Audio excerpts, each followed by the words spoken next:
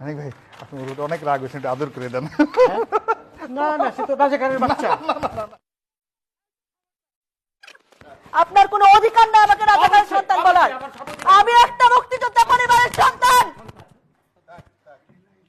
আপনি আমার সাথে আপনার কোনো অধিকার নেই আমাকে রাজাকারের বাচ্চা বলার। 100 ভাগ আছে। আমি একটা মুক্তিযোদ্ধা পরিবারের সন্তান। আপনি রাজাকারের কথা বলেছেন। আপনি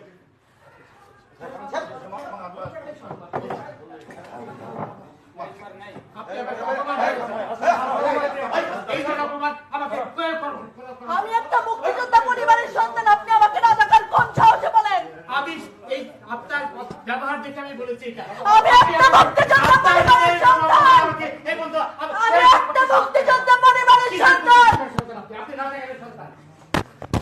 আপনি যেভাবে আমাকে অপমান করলেন, আমাকে এই ধরনের অপমান করার ক্ষমতা সাহস কেউ কোনোদিন পায়নি। আপনি ওদের পক্ষে কথা বলছেন।